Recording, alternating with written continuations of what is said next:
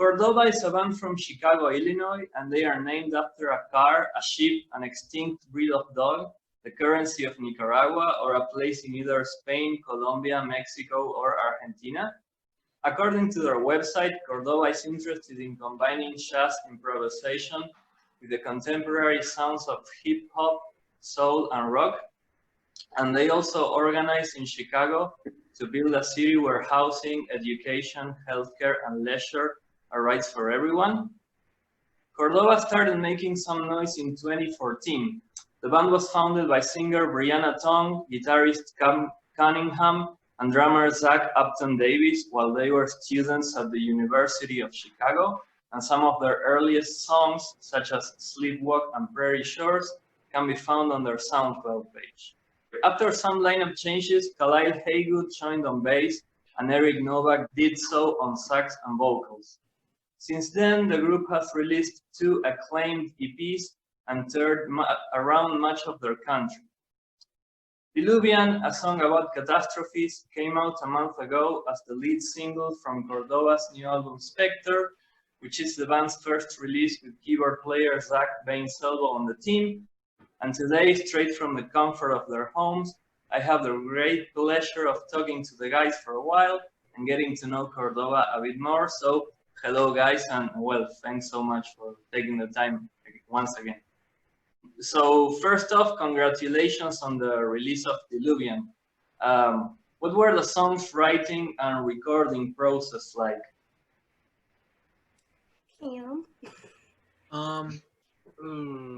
Well, we probably wrote them over like a 2 or 3 year period. A lot of the songs were already done for a long time before we even went to the studio.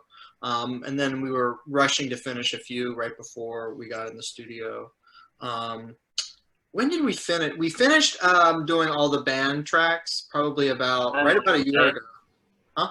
And like May of last year? It was like May of last year. We recorded it in Chicago with an excellent engineer named Doug Malone at Jam Deck Studios.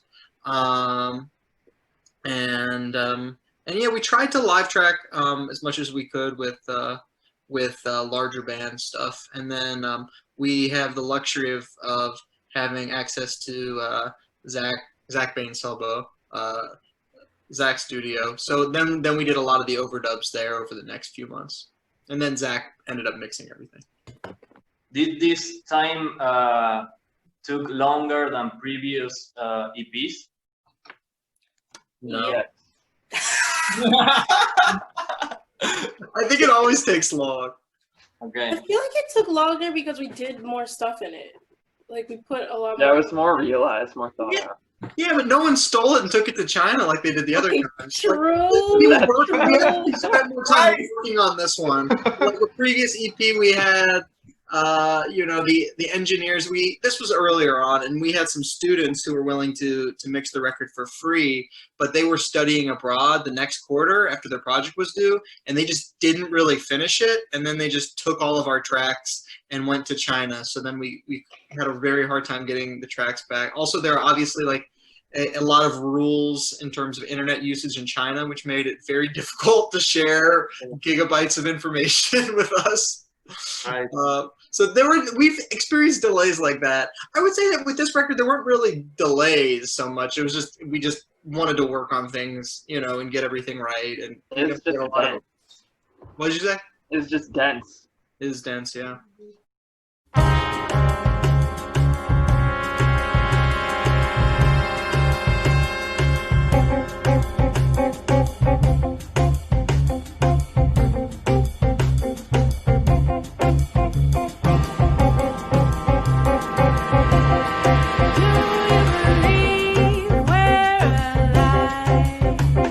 Swing of the baton on and on.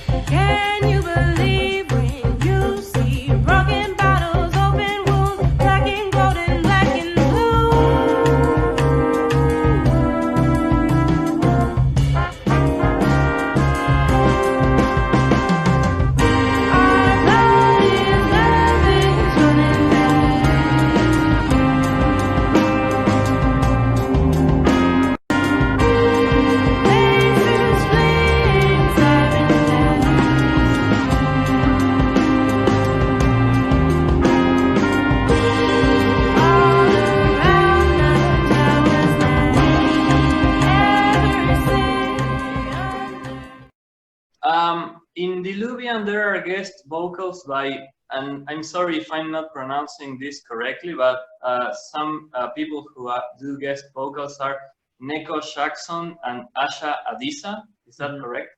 Mm-hmm. Both of whom were members of the band back in the day, right? Yep. Yeah. So I wonder how did this reunion come about? Basically they're homies. We came Oral. He writes a lot of vocal parts, so it's nice to have multiple people do them in real life instead of like I'll just track them all over each other, or like Eric and I will like track them and do like 2 or 3 parts each. So it was really cool to be in the studio and like actually harmonize with people in life and like hear it as it happened. It's so that was sick. better to do it live. Yeah. We had Asha around. They were on a few different tracks. Mm-hmm. Yeah, they're on Factory like a lot. Yeah.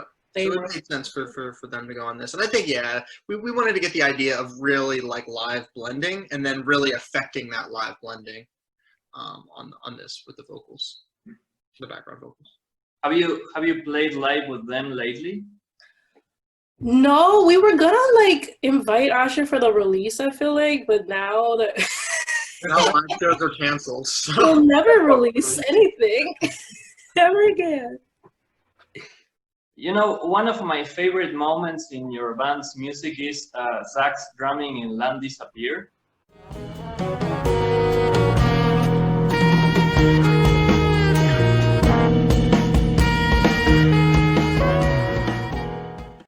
Which I think is awesome. Specifically throughout the second half of the song, it's like the rhythm keeps changing. Once Eric's and Khalile's solo begin, you also change it a little bit, so I find that pretty cool. Are there any songs or sections that you guys particularly enjoy while playing live? So that we particularly enjoy playing live? Yep. I hate live music. I don't like anything. You like playing live. Your favorite part about playing live is bringing your fabric and getting it caught on fire. Also telling the kids the word fuck. Yeah. Yeah. Cursing in front of children. You see, you love doing this stuff. I do. I like playing Diluvian really, really fast live. Yeah. Oh yeah, me too. I love playing Diluvian really fast live because then I fuck up the solo really bad. Yeah. Oh my god! I think one thing that a lot of us like to play is the end of Shut It Down. You know, on the record, we don't quite do it like how we do it live. On the live version, we get kind of wild. Brianna usually ends up on the ground. You know, I think that's really exciting. Yeah. Yeah, we like the free parts. Yeah, I like just doing anything that it can be different every time. Yeah. Because then it's just like one time over tour, like for our last show, me and Cam like switched all our solos, and that was exciting because we were just like improvising in totally new environments. So I like stuff like that. We were actually improvising. Yeah. When We you weren't just walked out of playing the room- recycled licks. When you walked out of the room, my friends that came to that show still remember it. It got really hype. I walked out of the room like twice on that tour. They were so excited.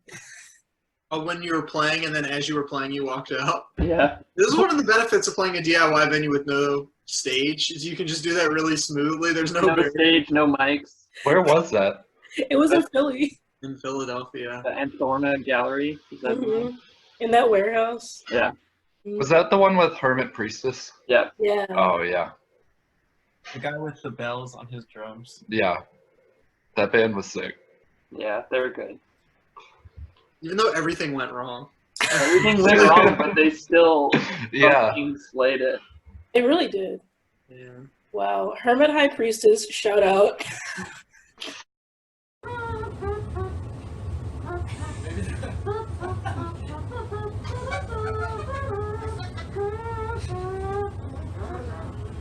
Hello, and welcome to another episode of Drum Wizard Masterclass with Zach Upton Davis. Sponsored by Vic Firth Percussion. Today, jazz. Let's go!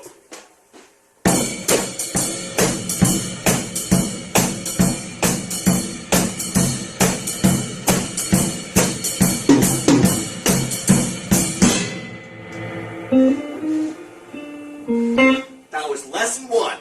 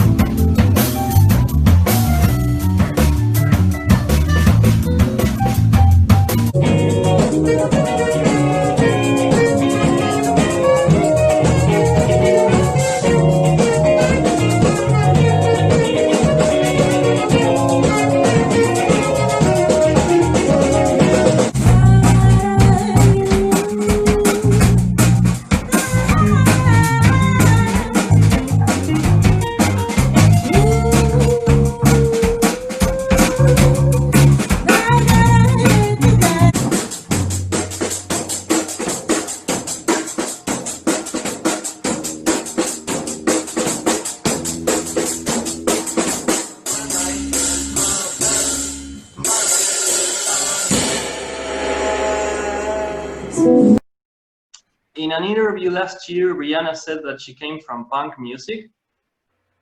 This reminded me that you guys have all sorts of projects and collaborations. Dissonant Dessert, Basic Queen Power Trip, Khalile's solo stuff, Blue Dreams Beats, Dexter's Beats, Red Scarves, Giraffe, and the Electra Company. And the genres are all over the place, right? So when you come up with ideas for new music, is it hard sometimes to decide what project those ideas will be used in? Not really, because like usually each project has like a very a specific person who does like the brunt of the writing work. Like I say, Cordoba is like mostly Cam, like Dissonance are mostly me, Blue Dream Beats obviously mostly Zach. So I think like whoever is like writing like the main thing, I mean that's generally what project it goes for. Yeah. Well, and I started a new project actually with Asha, who appears, and that was because with Cordoba, I think in general we try to do. I would say I try to write music that's interesting and unique, but I think it's also challenging. And sometimes when I have like lighter ideas or more like rock-centered ideas as opposed to more jazz ideas, I take those to Asha and we work on those. So for me, my problem was I felt like I was writing material that I couldn't really take to Cordoba that didn't make sense.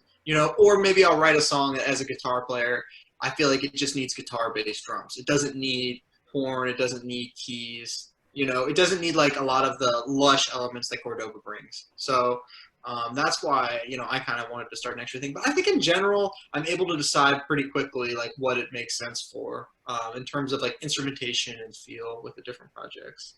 I think for me, it's like all of them have such a different feel. Even like lyrically, I think have a different feel that it's kind of easy for me to like sort things into like this makes sense over here and like this makes sense over here. How do you separate Cordoba and Giraffe? I feel like Giraffe lyrics I don't know. I guess I think of as more like absurd and more story based. Yeah. What? They're more ironic. Yeah. Yeah. Cordoba's more sincere, you're right. In general, seems more sincere. Which is good because we're very sincere people. Yeah. Yeah, you won't meet a more sincere bunch. We should just be Oh no.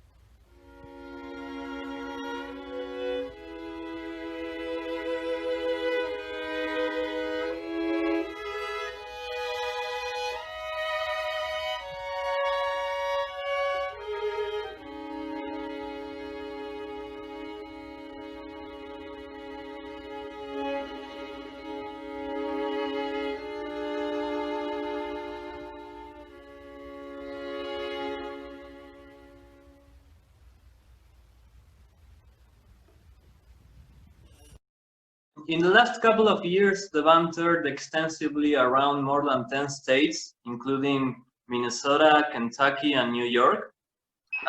What were your experiences on those tours? Well, we already know how I feel about New York, and that it's just an alleyless, trashed wasteland. Yeah. Eric hates New York, but our New York show is so good. Our New York It show was. is great. I won't deny that, but New York still sucks. Yeah. And now look at it now; it's even more of a wasteland. Yeah. Oh no. Eric said New Bet York. you wouldn't want to be there now. My family's there. That sucks that they're there. It sucks. Minnesota. Great. Okay, We gotta cut that one. it's out there. It's out there now. I'm entering my controversial stage in the pandemic. Oh my god, dude. Okay, Minnesota. I'm gonna just say that the fact that they have a park in the middle of their city with the waterfall in it is clutch. I'm just saying. Who else? Oh, Cincinnati does too. Who else has the range? Does Cincinnati have the range? Yeah, well, it's not as big. It's just not as big as Minnesota. I feel like I've seen something like that in Iowa. Oh, Iowa does not have the range though. Because Iowa have a city though. They have the waterfall, but do they have the city part? I guess not. Well, the waterfall's more important anyway. I think one thing that I really discovered on tour was that like a lot of mid and smaller sized cities have excellent scenes. You know, like when we were first planning tour, we're like, we're just gonna go to the biggest city. I mean, we're not playing like, you know, arenas or anything, but we figure we'll go to the biggest cities. But for a band at our level that's going to be playing, you know, maybe mid-sized venues, it doesn't always make sense to go to the big city. Like we went to New Haven and had an incredible show at really a small venue. I wouldn't even say it was a mid-sized venue. Mm-hmm. But what was the band we played with? What was their name? Fat Astronaut. Yeah, Fat Astronaut. We played Fat Astronaut. They packed the place. They put on one of the best shows I've ever seen. It was just like a great community of people that were really invested in the music, and really loved being around one another and listening to one another play. So I think that was kind of the coolest thing about tour for me, is kind of getting to be a part of these scenes, even if it was briefly. You know, and seeing how, you know, musicians and support one another, and how the arts are thriving, even in, you know, places that aren't as big as New York or Chicago or Boston. Yeah, I definitely like that. That Fat Astronaut show like just made me realize like how like some of the music scenes in Chicago are not like that. Like they're not about the music, and they're just like more about the click and the clout. So like that was cool to see, because usually not used to that. I think also like so many DIY, I don't know, just touring and knowing people here. I feel like we got to like play more shows with people we had toured with, and we like actually, I don't know, like we made friends with people that we played with, and we like went back to play like with people we played with, or like they would come to Chicago. So I feel like it just made me feel a lot more connected to the scene everywhere. And I was like, yo, we can all, I don't know, you know, do the DIY shit together across everywhere. Definitely. There's like a few people from that tour that I still like talk to fairly regularly, like Dylan from Fat Astronaut, and like Danny from Hermit High Priestess. Oh, you talked to the Fat Astronaut people? That's cool. Yeah, I talk to Dylan pretty regularly.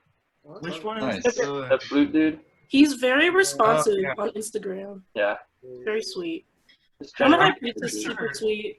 Mercy. Shout out to Mercy. Oh yeah, can't forget Mercy. It's the Fat Astronaut shirt. Oh shit! Look at that. It's really quite soft. I got my grinder around here somewhere. Oh, I use their grinder too. You gotta throw down the $1 to $2 per unit cost for that nicer shirt. It's worth it.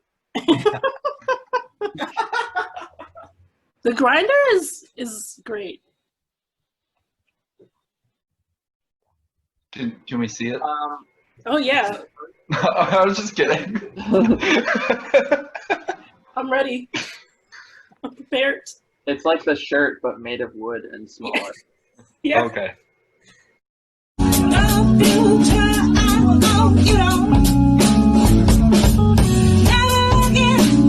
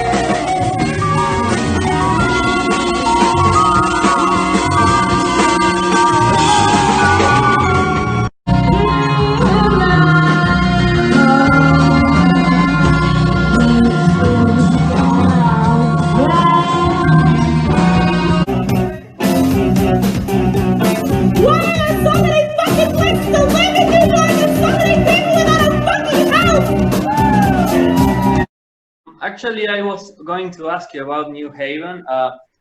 That's one of the farthest places from Illinois that you have played, right?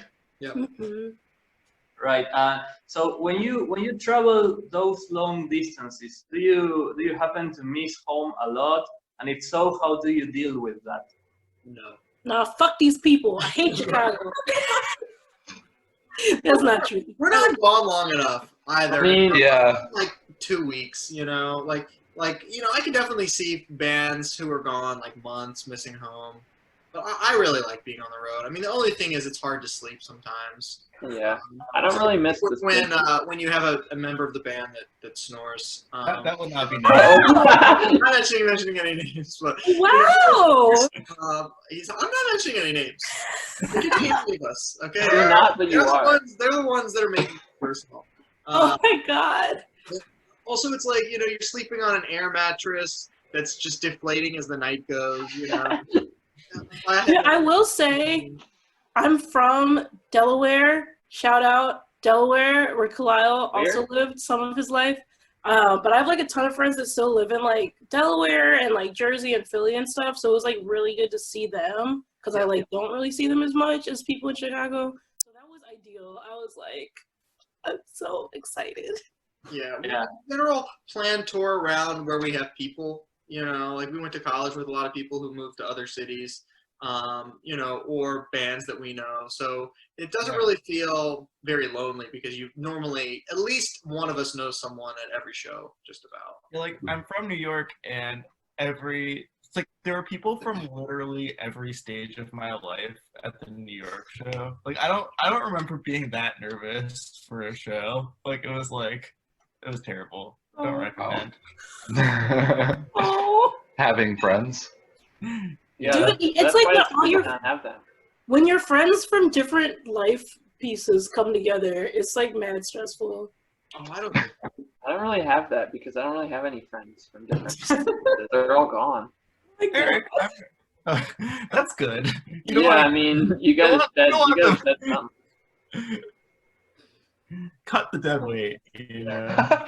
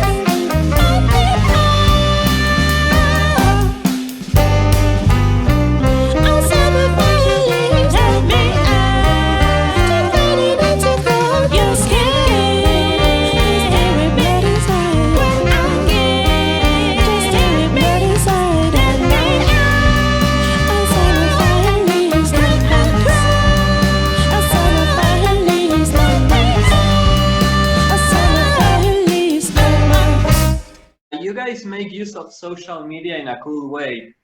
You post short clips and new artwork and memes and jokes about yourselves. So in your opinion, what are some do's and some don'ts that young musicians should consider when promoting their art through social media and streaming platforms? I mean, I feel like they should post more. Like, I feel like we post like pretty often, but if you post like a lot, you will get rewards. But you have to have good you just posts. have to post consistently. Like, Yeah. if you can post every day, you should probably do it just to keep your name out there because people forget about shit. Like, Never self-deprecate. no, yeah, That's big. Never admit you are bad. Basically, yeah, you have to act Admit. like you motherfucking best. You just have to have the I'm the best alive energy. But not too much of that energy. Yeah. You need to find a good balance of I'm the best. We shoot for DJ Khaled levels. Yeah, exactly. Yeah, I mean, but I think that's true of everything in music. I mean, there are so many musicians that if you don't believe that you're actually good and, you know, people should hear your music, you should not be doing this. You know, it's too competitive, and there are too many people, you know, that believe this. Or you should do it for fun. Everyone should play music for fun. But we're like a band that's trying to hustle and, you know, get people to listen to the record and get more followers. So you gotta believe in yourself and believe that, you know, people really should hear what you have to offer, I think. I will say also pictures of your face, just like for some reason, are like the best type of content. People love a picture of somebody's face. Like they don't just the face though. Sometimes the thirst pics really come through. Yeah, sometimes the full body, but they love like a person. Yeah, I mean, if you post like videos of you playing music versus if you post a photo of just your face, the photo of just your face is going to get more attention every single time. Every time. For some reason. Like, no one wants to see things that are actually happening. They just want to see you looking nice on the gram. That's it. Yeah, because then they don't have to engage. They just click a button and then they move on. I feel like sometimes too when people post a video, I harbor a little bit of resentment because I'll click the sound and then the rest of the videos on Instagram also have the sound, and then it's just so I feel like I have that association with Instagram videos, you know. What about streaming platforms? Is there any particular platform that you guys prefer or you use more often? I guess we try to get clout on Spotify. I feel like Spotify is the place to gather clout. It's definitely the most convenient place too. Like if you want people to listen to your music, you should have it on there because everyone uses it. It's definitely not the best platform in terms of getting a return. Well, we just live in a terrible system. I mean, like artists are not compensated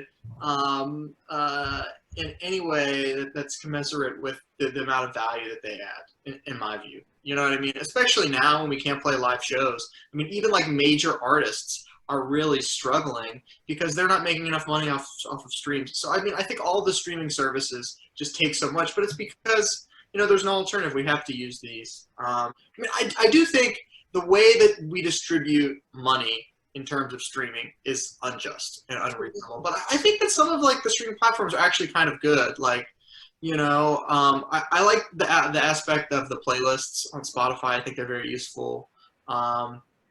And like trying to get on these playlists is definitely something you want to like consider when you're releasing new music. But I think it's helpful for me just like listening to new music and finding new music and like interacting with like, you know, other music lovers is really cool. It's because I used to be the old man of the band who used Google Play Music. Yeah. You know, it's a workhorse of a music app. It gets the job done. But like I think Spotify's functionality I like a lot. I do like that Bandcamp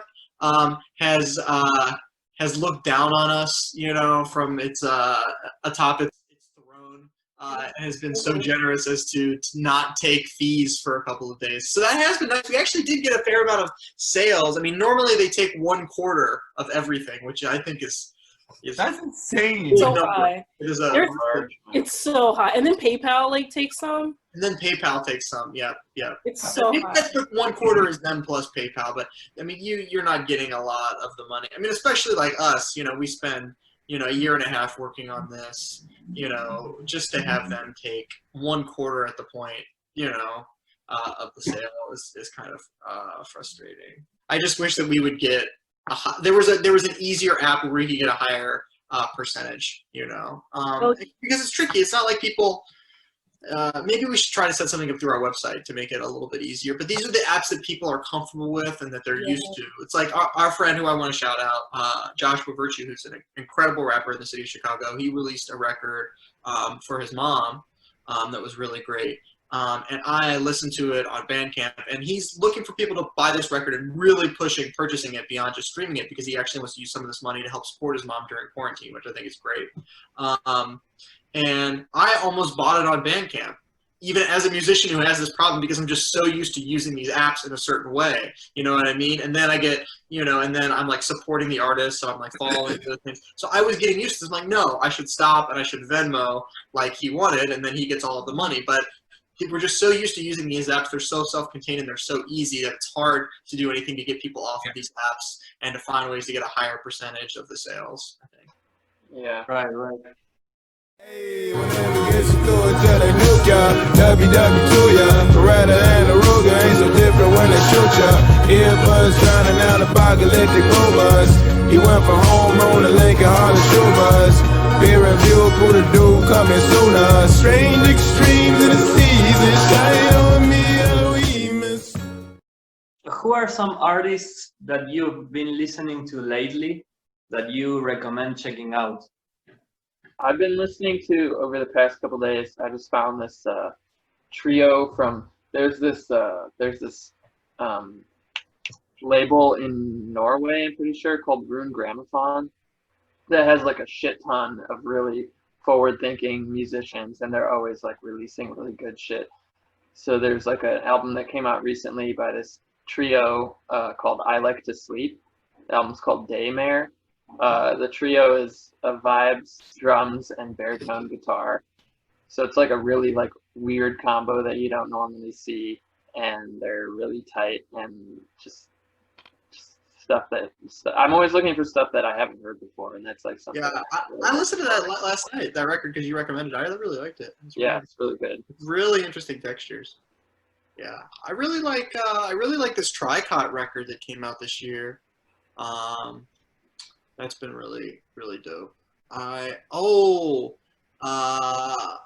also listened to the Sam Gendel again. I hadn't listened to the Sam Gendel is really good. The Sam Gendel is just incredibly interesting, especially from like someone like a lot of us who grew up playing in the jazz world where we know all these standards. I think he has like some of the freshest takes on standards that I've heard. Definitely.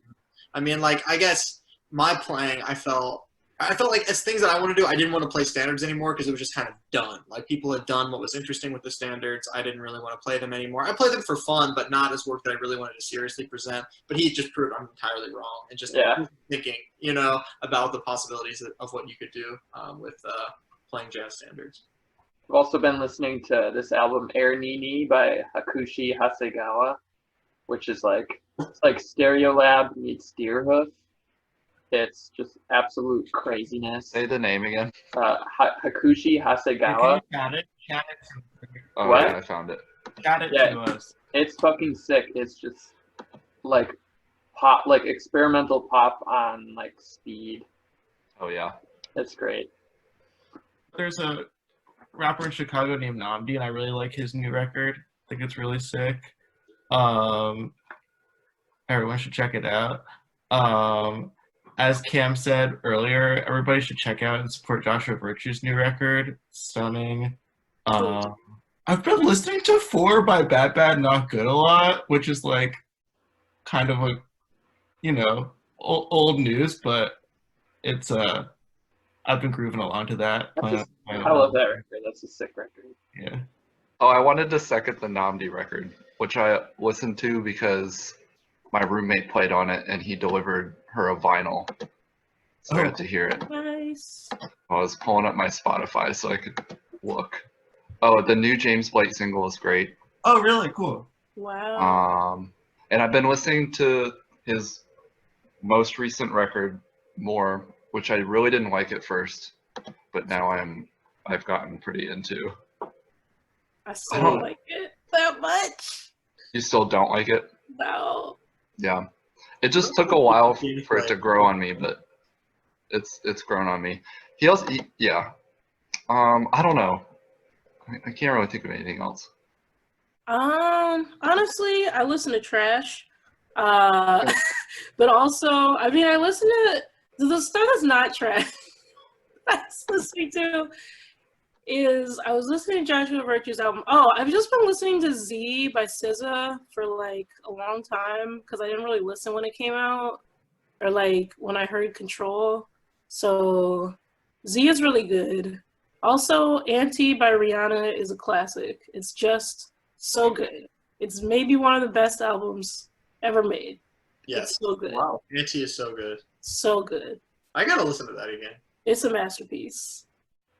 Have you been listening to any My Chemical Romance lately? Oh, all the time. All the time. Every day. I literally, A bold question. yeah, I maybe listen to MCR like every day, like a little bit, you know? Like, it's like a song stuck in my That's head. like drinking a glass of water.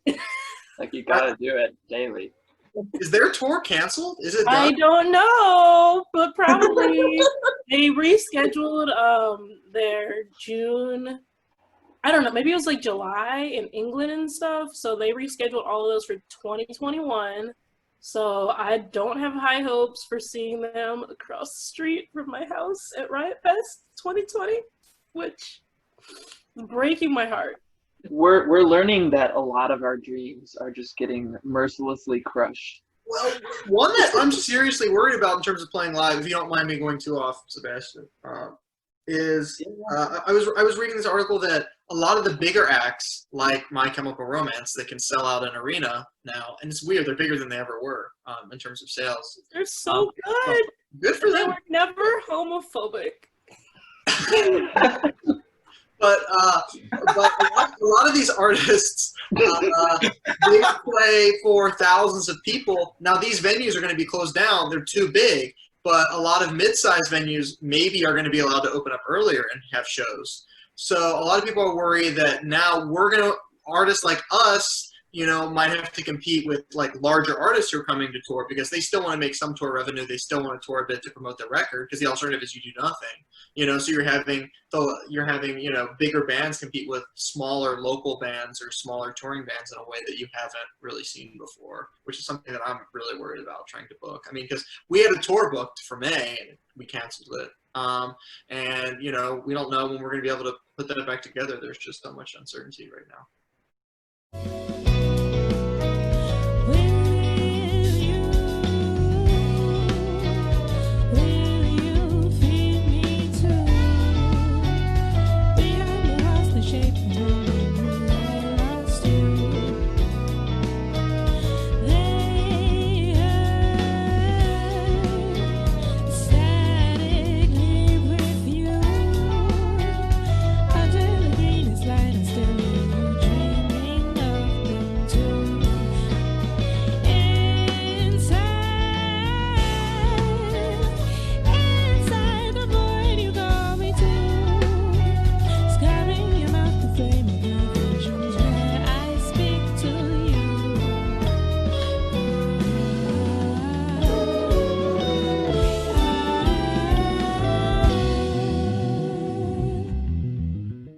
While at home, have you developed any new skills lately, or maybe you've rediscovered an old hobby? Oh, I've been doing stick and pokes. Do you want to see? Oh, yes. Brown is thriving. I am thriving. I did this text. I didn't do this. This is professionally done, but I did do these too. Oh, hell yeah. There is no room in this hell. There is no room in this hell. Fuck yeah. I had a terrible dream last night that I asked the tattoo artist to give me a tattoo on my back. And I wanted it just a small tattoo. And then I took a nap during the tattoo. And I woke up and I was covering my entire back, and it was just terribly done. Never nap during the tattoo. Rookie move. Ah! Yeah, it did not look nearly as good as your stick and poke. Wow, wow. I'll stick and poke your whole back when we get back. I've been trying to get better at the modes, which reminds me I wanted to bug Cam and ask him a bunch of questions about that. Oh, yeah. I've just been doing a lot of transcribing, so I guess I'm getting better at that. Getting better at bass, I guess. I mean, I'm not really doing that many different things that I normally do, because I'm normally a pretty introverted person. So whenever I can avoid socializing, I do anyway. Some of your videos on Instagram imply that there will be strings on Specter, like violins and maybe some cello, which I understand is a first for the band's music. What's another surprise that people might discover on the new album? If we tell you, would it still be a surprise? Yeah. I guess we could hint. You know, we could tease. Okay. Oh, I think I have one. We'll see Brianna return to her punk roots. Mm. We'll see a little bit of return. Warped Tour Brianna, resurrected in 2020. Wow, it's true. It's honestly true. And finally, is there any message or advice that you would give to people out there who are watching this whenever this video is published? Yo, it's probably time to start burning things in the streets like banks and corporations. I mean, if you have to like either hire a hitman, become a hitman. How did we get here? Don't pay your rent if you do it collectively. True. Form a union. Yeah. Pay your job. Burn your landlord's house down. Yeah.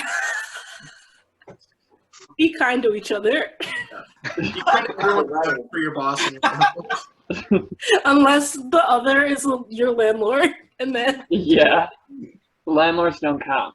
Yeah, burn down your landlord's house. Also, be guided by love always. yeah. uh,